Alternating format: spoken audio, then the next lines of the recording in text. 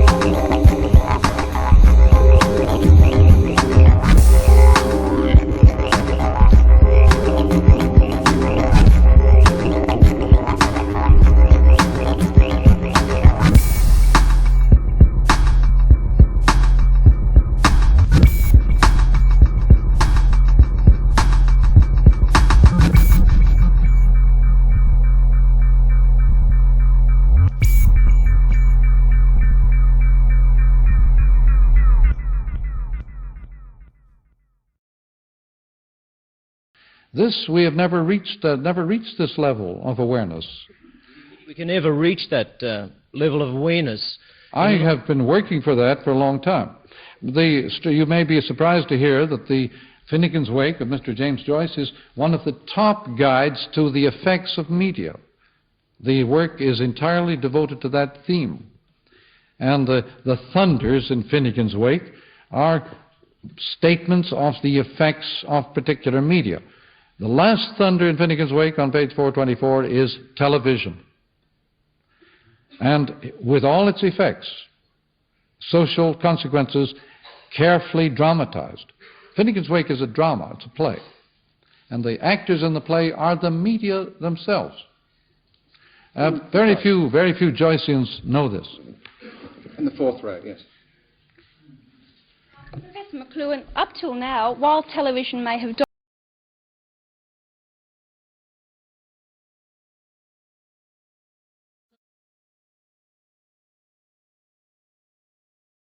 Leí en tres momentos.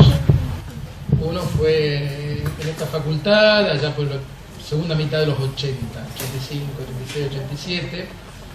McLuhan, ¿cómo entraba en los planes de estudio en esa época?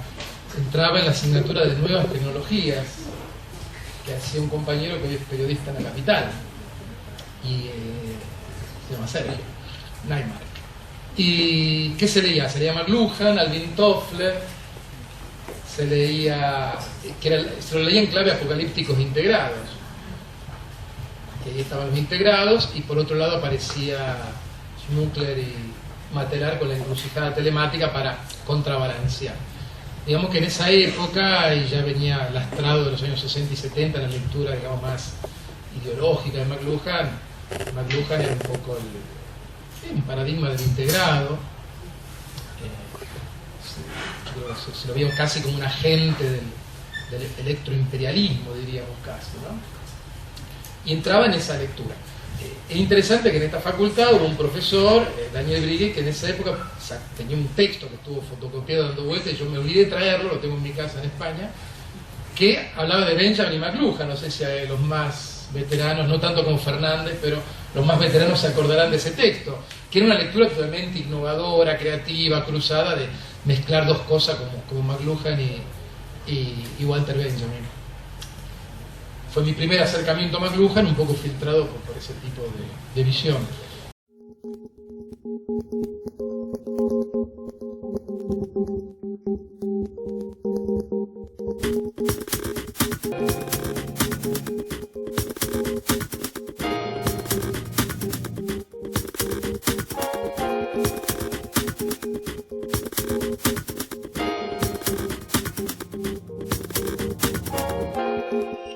The exhibition is called Data Bodies Network Portraits, and it refers to the networked reality that we are living in, and especially focusing on our network selves, on how we create our identities today online.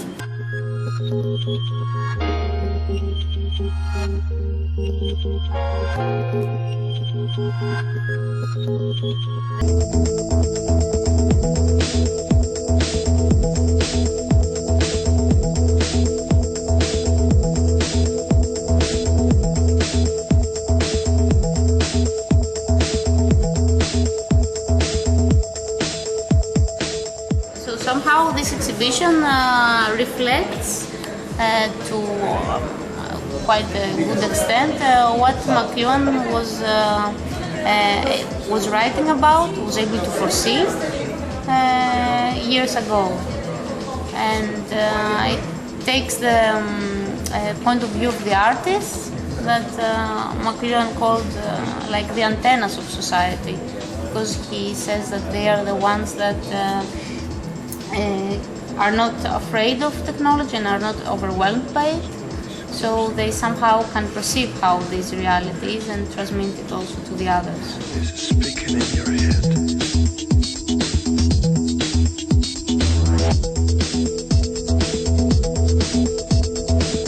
Listen to this voice closely. Who's this speaking in your head?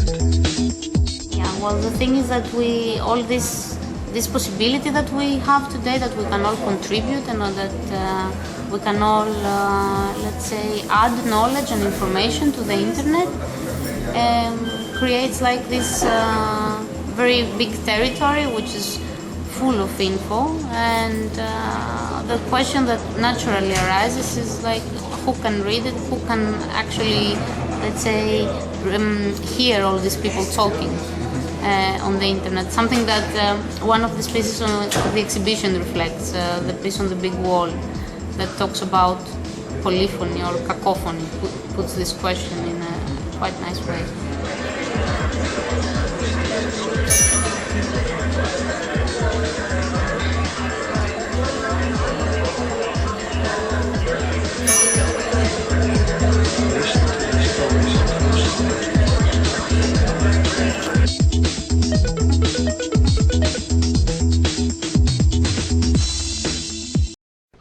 There is in IBM, for example, a phrase that information overload produces pattern recognition. Now, this is the kind of reversal I mean. When you give people too much information, they instantly resort to pattern recognition, in other words, to structuring the experience. And I think this is part of the artist's world. The artist, when he encounters the present, the contemporary artist, is always seeking new patterns, new pattern recognition, which is his task, for heaven's sake. His great need, the absolute indispensability of the artist is that he alone, in the encounter with the present, can give the pattern recognition. He alone has the sensory awareness necessary to tell us what our world is made of. He's more important than the scientist. The scientists are going to wake up to this shortly and will be resorting en masse to the artist's studio in order to discover the forms of the materials they're dealing with.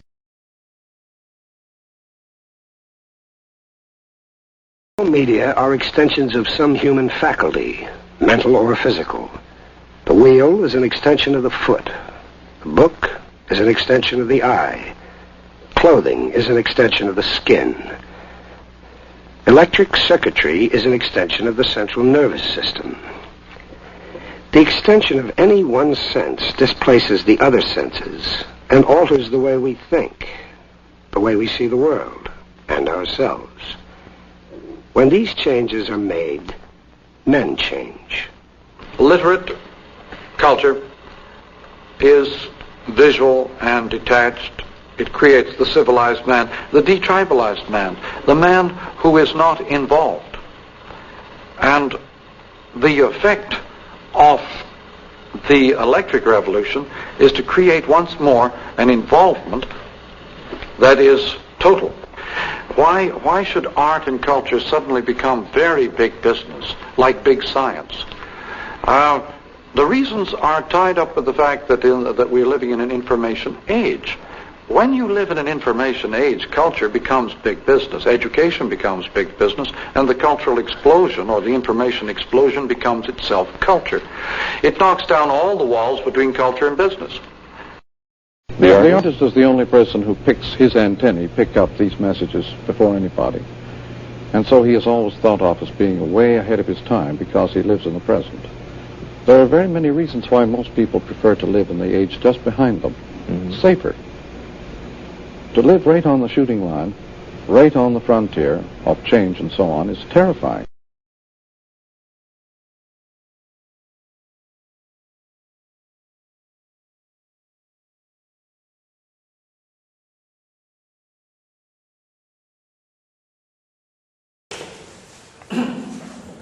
¿Qué pasa en Canadá?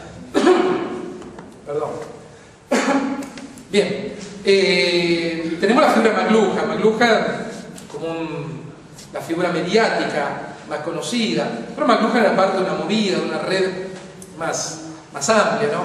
Así como Roland Barthes, no surge de la nada. Roland Barthes viene de la experiencia de la lingüística, Saussure, estaba Gray Maas, estaba Jacobson ahí dando vuelta. McLuhan también forma parte de una red, quizás una red muy ecléctica, porque McLuhan es un profesor de inglés. Una de sus referencias más interesantes, cuando se habla de la escuela de Toronto, se habla precisamente de esta persona, es Harold Innis.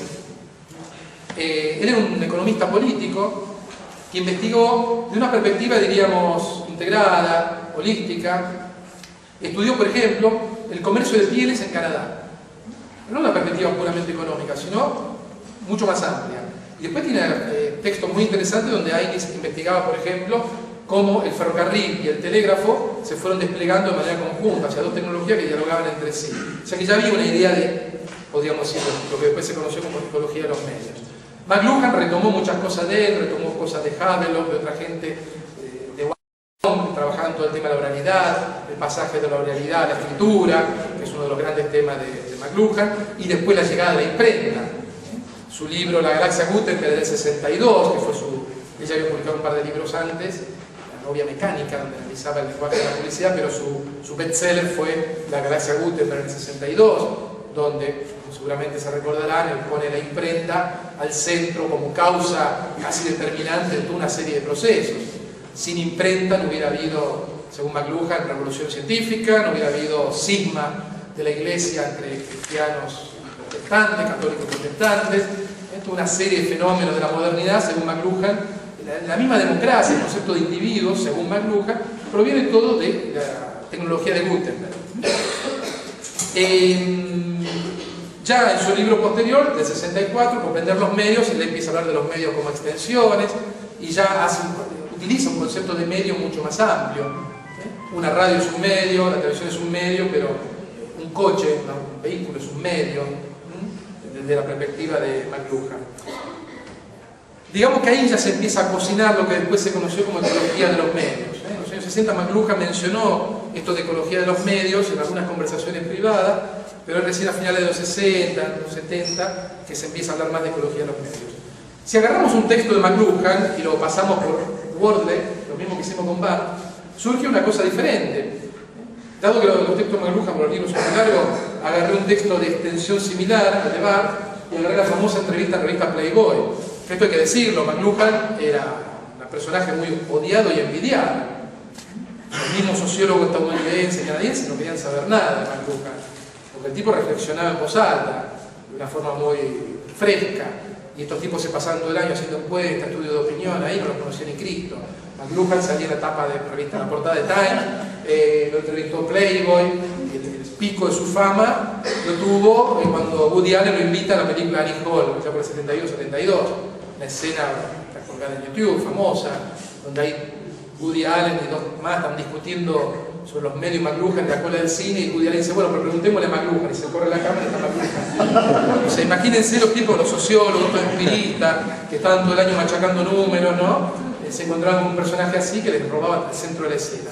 ¿De qué habla McLuhan? Vemos que usa un lenguaje totalmente diferente. Digamos que esta otra cosa que surge por afuera de la tensión entre empiristas y sociología crítica, habla del medio, eléctrico, sociedad, lo tribal, esta idea de aldea global también, lo mecánico, visual, televisión, medio,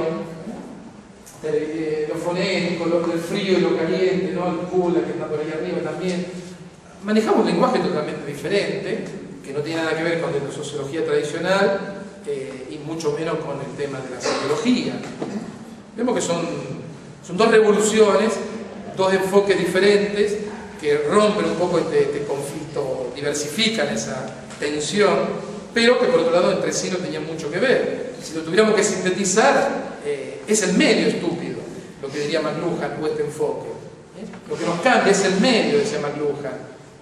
O sea, en esto está diciendo lo opuesto Roland Barthes de la semiología francesa.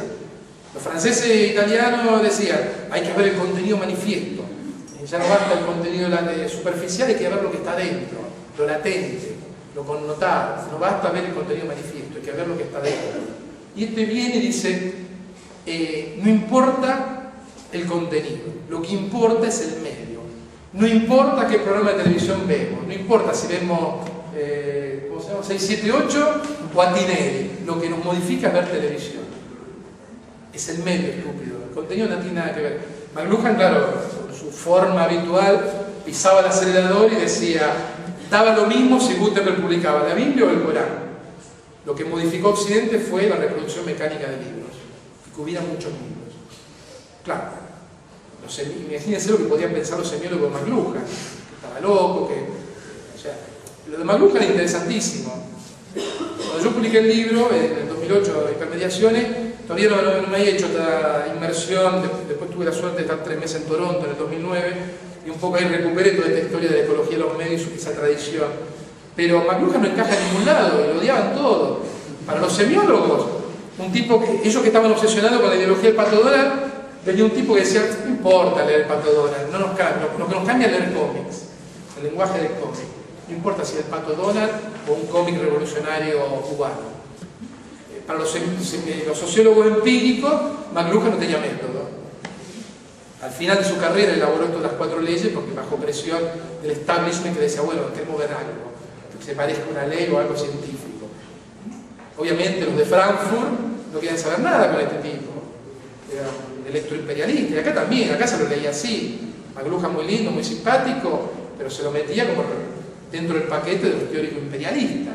McLuhan no cuestionaba el sistema de medios, no denunciaba los medios, la propiedad monopólica de los medios en Estados Unidos, como sí hacía Herbert Schiller, que era uno de los pocos teóricos estadounidenses que cuestionaba esto, ¿no? O como hacían Matelar y una serie de investigadores aquí, ¿no? O sea que por un lado tenemos una revolución francesa que decía lo importante es la ideología, o sea, el contenido oculto. Por otro lado tenemos una revolución canadiense que dice el contenido no importa nada, lo que interesa es el medio, lo que nos modifica, lo importante es el medio. All change, but I am determined to understand what's happening, because I don't choose just to sit and let the juggernaut roll over me. Now, many people seem to think that if you talk about something recent, you're in favor of it. The exact opposite is true in my case. Anything I talk about is almost certainly to be something I'm resolutely against. And it seems to me the best way of opposing it is to understand it, and then you know where to turn off the buttons. Gives people a survivor emotion. There's a great euphoria pours off the bad news item that makes people who read it or see it feel, there but for the grace of God go I. This survivor emotion is very necessary for newspapers and news reports. Also, it helps to sell advertising, which is all very threatening. Good news threatens people with change. Bad news merely enables them to enjoy the grief of their neighbors. We are a species in the process of being alchemically transformed by the other, and we can't know what that means for ourselves and for the fate of the planet. It is an absolute mystery. It is the mystery of our own becoming. Progress of human civilization in the area of defining human freedom is not made from the top down. No king, no government, no parliament ever extended to the people more rights than the people insisted upon. And I think we've come to a place, it ain't going away. We are not going away. We are not slack-jawed, dazed, glazed, unemployable, psychotic creeps. We are pillars of society. You can't run your computers, your fashion houses, your publishing houses, your damn magazines.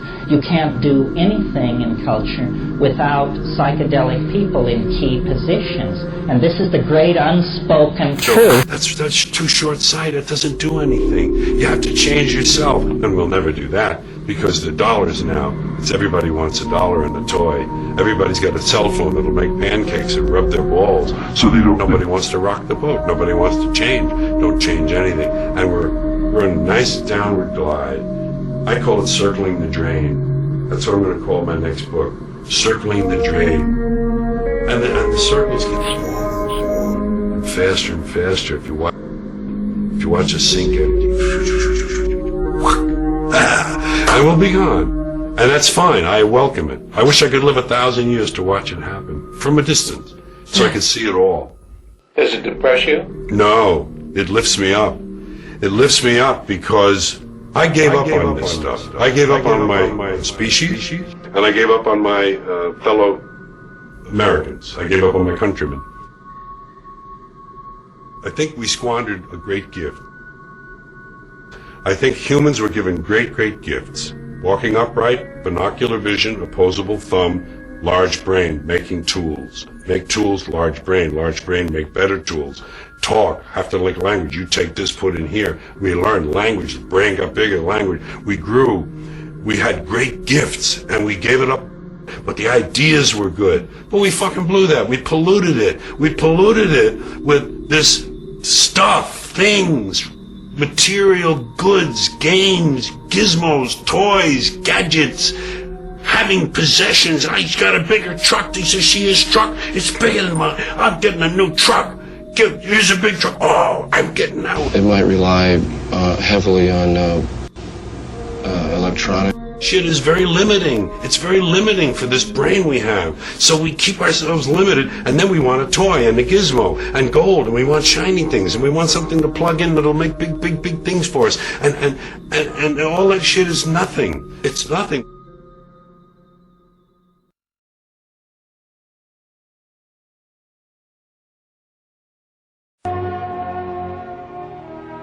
Thank you for joining us in this another one of the series called A Matter of Faith. In this particular program, we are fortunate to have a man who is a byword in the world of electronics, the world of communications. His name is Marshall McLuhan. He needs no one to introduce him. What I would like you to begin with is the world we're in just now. The world of yesterday was one world, but the world we're in today, that we find ourselves, whether we're priests or nuns or husbands or wives or fathers or mothers or children, there's something different. Would you proceed to tell us? Well, the words that came to mind as you were saying these last bits is that we live in the world of the instant replay. Around the planet, all the events are not only being recorded, but replayed. And the amazing thing about the replay is that it offers the means of recognition.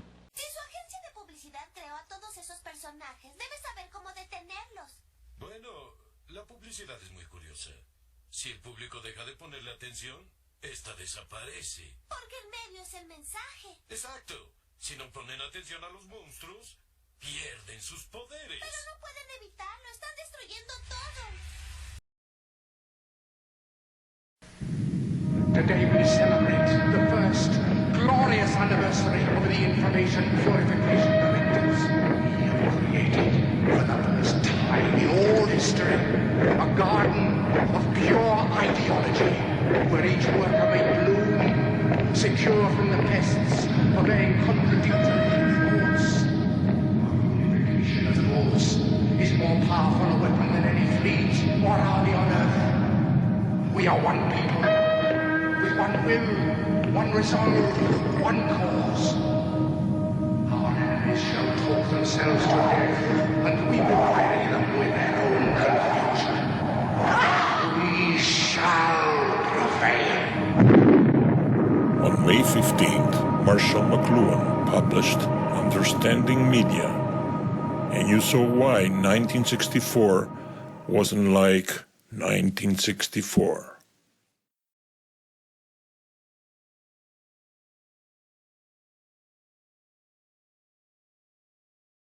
We are in the middle of a tremendous clash between the old and the new. The medium does things to people, and they're always completely unaware of this. They don't really notice the new medium that is wrapping them up. They think of the old medium because the old medium is always the content of the new medium, as movies tend to be the content of TV. And as books used to be the content, novels used to be the content of movies. And so every time a new medium arrives, the old medium is the content, and it is highly observable, highly noticeable. But the real roughing up and massaging is done by the new medium, and it is ignored.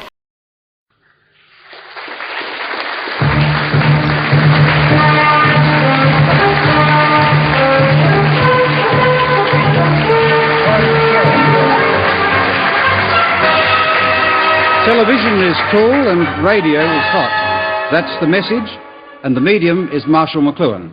Good evening, and welcome to Monday Conference, which has often been said to be not so hot.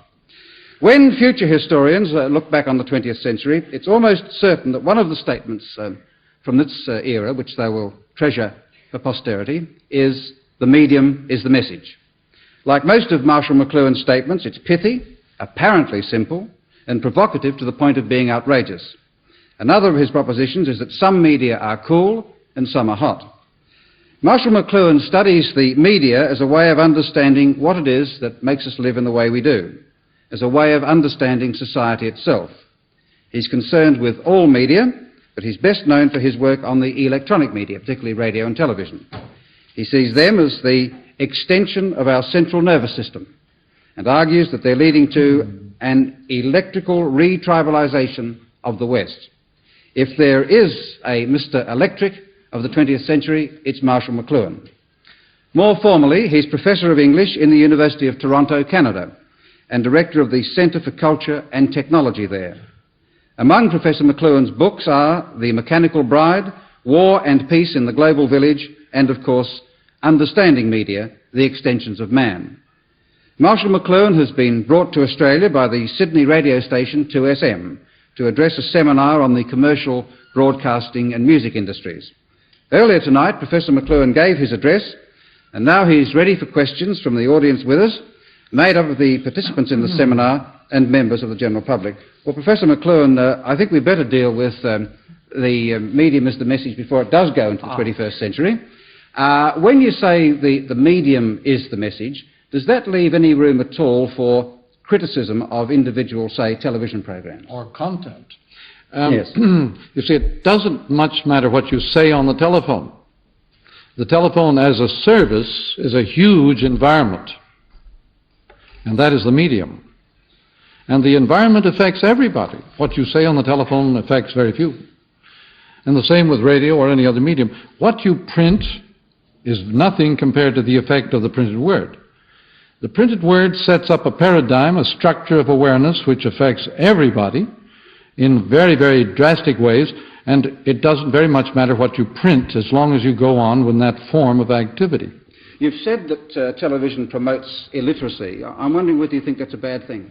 I don't think it promotes illiteracy. I think it creates another form of awareness. Literacy had very strange antecedents, very strange effects on people, and we're only beginning to notice what those effects were now that it tends to be pushed aside. The literacy as a form of awareness is a highly specialist and objective sort of thing. You can stand back, and the literate man can stand back objectively and look at situations. The TV person has no objectivity at all. But does television, say, promote illiteracy, or doesn't it? It tends to create a totally different kind of awareness, which is rather that of involvement. Literacy is objective. TV is subjective, totally involving. In fact, do people who watch a lot of television or listen to a lot of radio, say, do they read more or read less? Or do I think radio people are far more literate than TV people. But,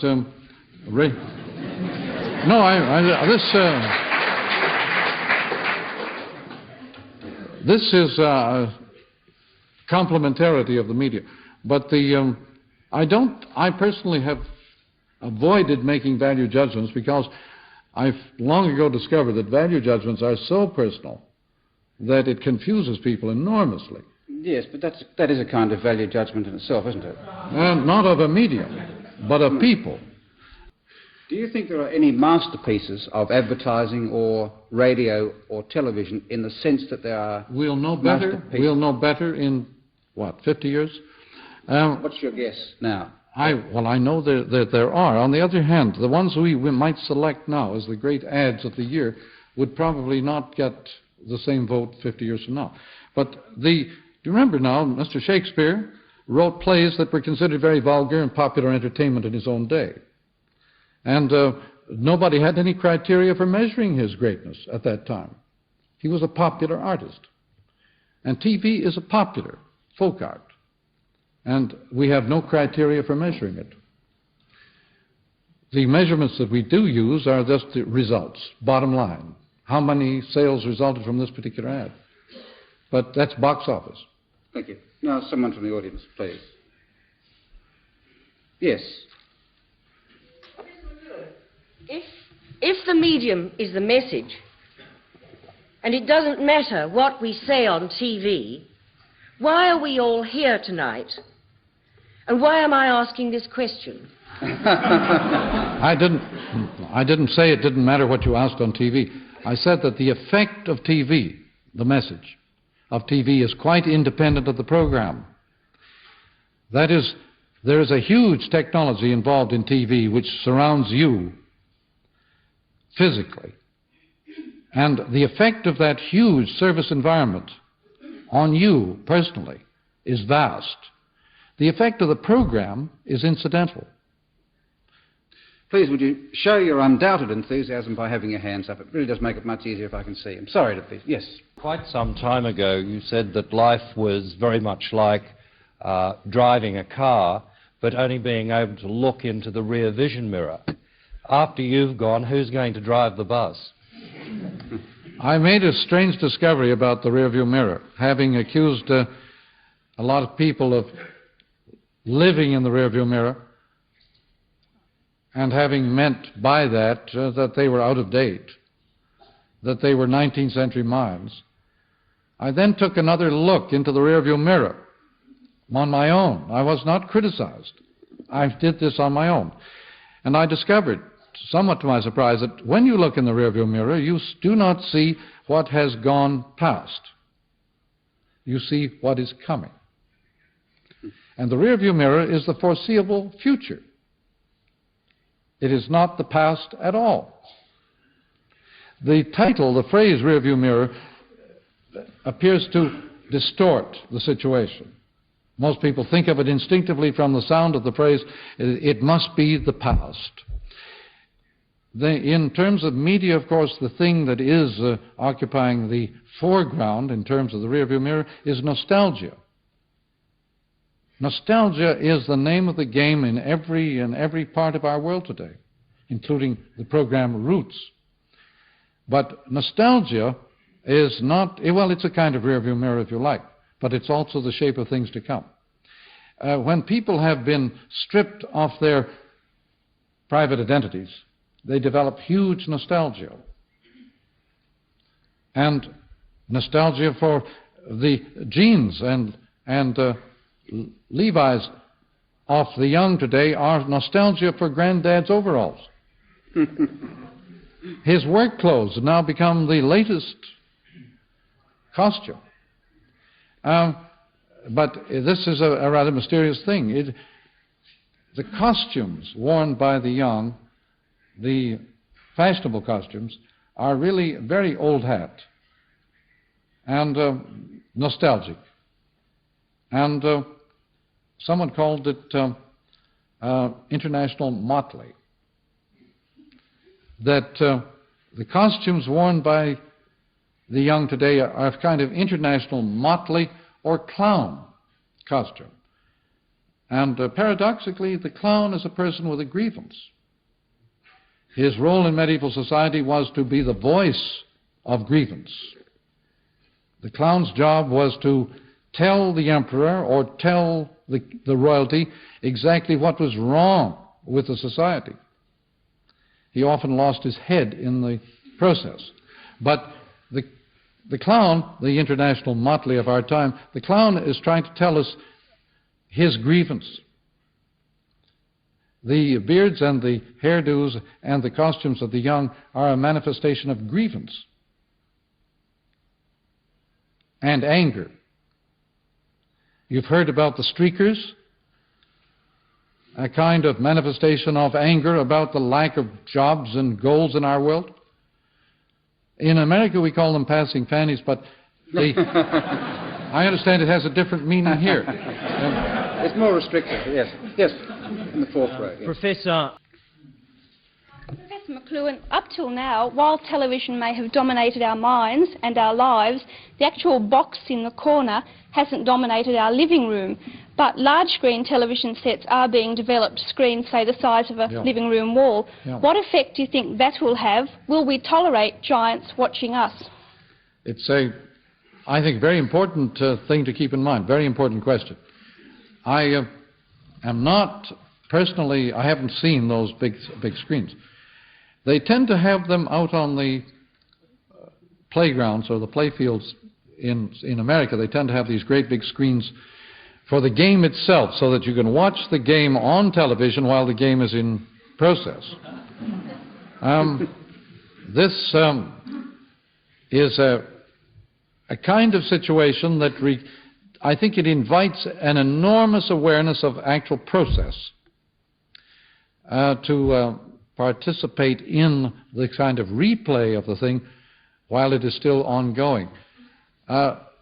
Participation in replay is a form of pattern recognition that is new in the media and has, I'd say, rather large consequences, mostly cognitive,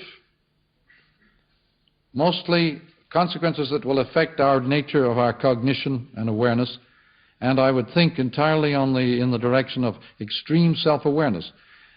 I once asked a famous quarterback in American football on television, once asked him what the effect of the instant replay had been on the game of football. And he said, "We have now to play the game in such a way that the audience can watch the actual process that we're performing. They're not any longer interested just in the effect of the play, they want to see the nature of the play. So they've had to open up the play on the field to enable the audience to participate more fully in the process of football play. It's an unexpected effect. I think it would be an effect that would extend also to our educational world, to the classroom. That the future of education requires that we pay much attention to the media we're employing as forms of study.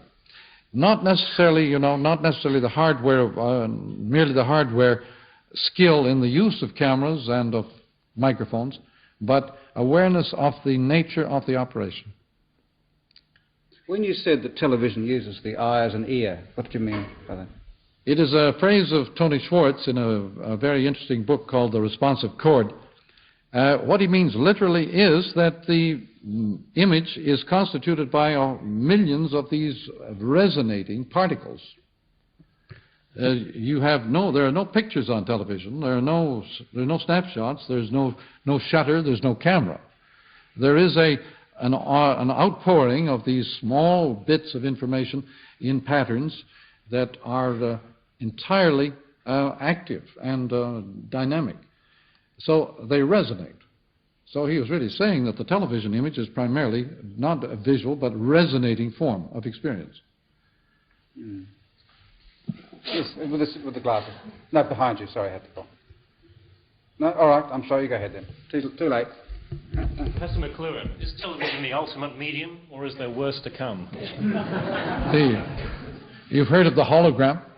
The hologram goes completely around you. Television only goes a little bit around you. The hologram is 360 degrees.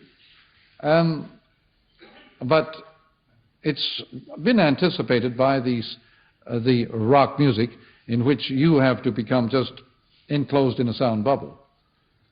The hologram does for TV what rock does for auditory entertainment. But the hologram is technically here. Yes, in the front row. Professor McLuhan, earlier you spoke about us as going out rather for our privacy and coming home for the social aspect. I'd like to hear you comment on that in relation to electronic man's new thirst for meditation, contemplation, mystical experience. We're being asked about the relation of this inside-outside on the life of meditation. Well, as you know, the transcendental meditation has become exceedingly popular. All forms of mystic meditation have become very popular in our television age. The East, we have gone very far to the East since television. Just as an exercise in awareness and so on, meditation has come in very big since television. I'm not sure that is good or bad at all. It just has happened. And do you think of it as a very significant event? I think of it as very significant, yes. It seems to me almost like a nostalgia for a return to that private self without going outdoors to find it. Mm-hmm. Return to an inner union Yeah. with God, with yourself, which electronic man seems to need and is looking for in this way. Jane Austen, of all people, has quite a big comment on that inside-outside. She said that people go outside to be alone just to prove their inner resources, that they don't need people. We can make it alone.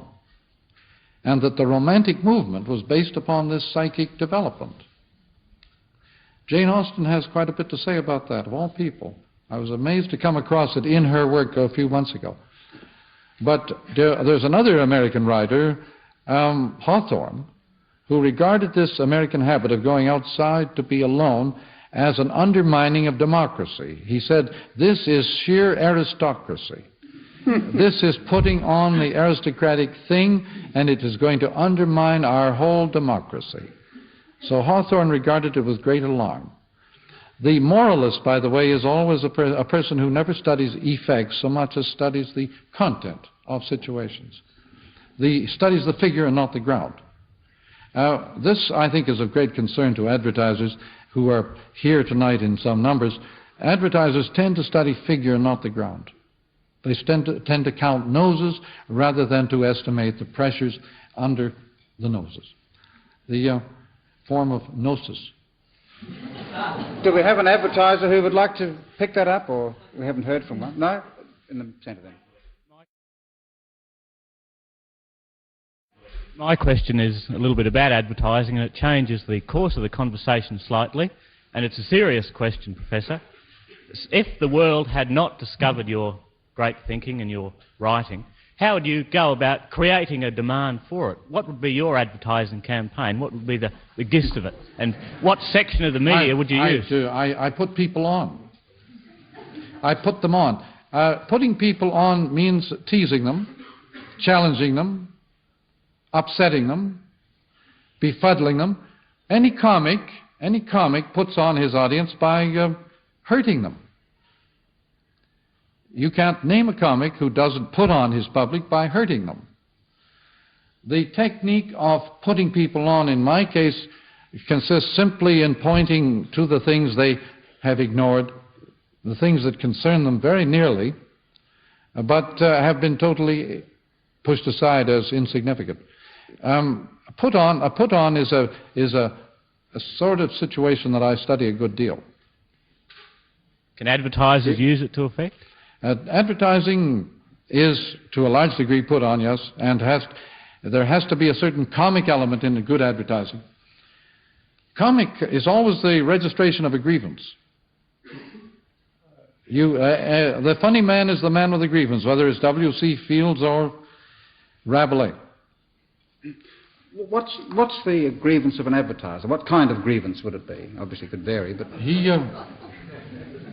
The grievance, of course, is you're not buying my product. And I suppose, yeah. Very simple.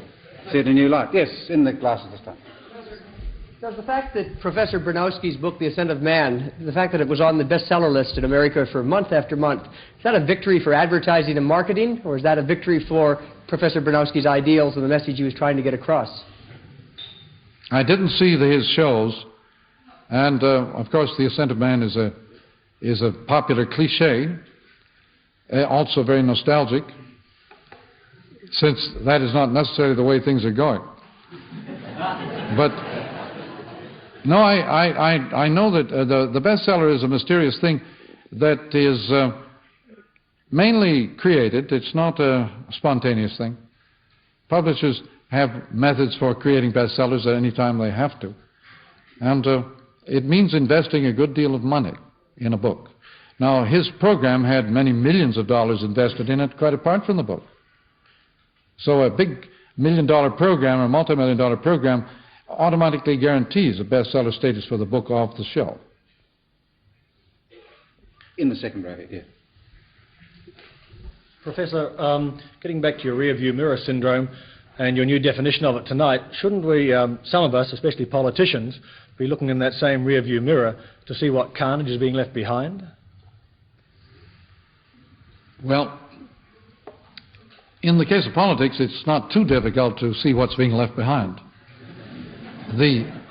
Which parties are up and which are down. But one of the peculiar things about the effects of media on politics is that parties and policies become very unimportant, and the image of the politician takes on a tremendous new importance. This is television, at least. And radio politics are a completely different form. Radio politics are a completely different message. But TV politics do not permit very much interest in the policy or the party. But the individual candidate must have charisma. Now, charisma means looking like a lot of other people. That is my technical analysis of that problem. Now, poor Mr. Richard Nixon looked only like Richard Nixon. He was sunk. He had no charisma at all. And to look like a lot of other people means acceptable people, interesting people. Jimmy Carter, looks like the all-American Southern boy, Huck Finn, in the White House. He's a big archetype. Whereas Jack Kennedy looked like the all-American boy of the more the Bostonian variety of the successful, pushy, and aggressive boy. Carter, the Southern boy, is not aggressive, whimsical, Huck Finn style. First time that Deep South boy ever entered the American White House. So the Civil War is over. Did you see Richard Nixon's programs with David Frost? Yes, I did. I was amazed. I was going to ask you, how do you think Richard Nixon came out? I thought this is the first time in human history that a major actor in history played himself.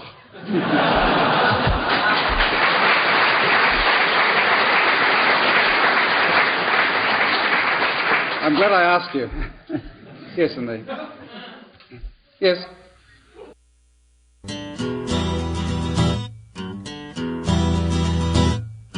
Once upon a time there was a town where chaos reigned.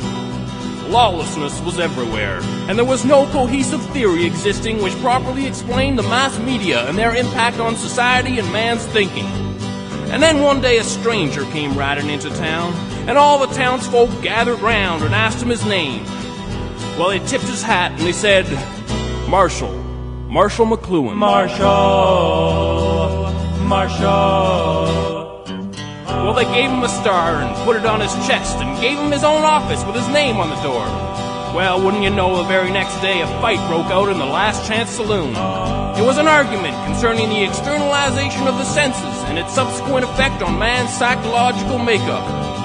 It was about to come to blows when Marshall stepped in and he said, Boys, a theory of cultural change is impossible without knowledge of the changing sense ratio affected by various externalizations of our senses. Marshall McLuhan, you're such a groovy thinker, and we really dig what you say, 'cause you've got the best insights into mass media, this side of the Rio Grande. Well, then came the fateful day when a tall, dark man all dressed in black came riding into town. All the townsfolk ran inside and locked their doors and hid. And the bad man stood in the town square and he called out for Marshall McLuhan. He said, Marshall, I don't agree with your description of television as a tactile medium in the context of a visual notion of causality. So Marshall shot him. Marshall McLuhan, you're such a groovy thinker, and we really dig what you say, 'cause you've got the best insights into mass media, this side of the Rio Grande. Marshall McLuhan, Marshall McLuhan, Marshall McLuhan.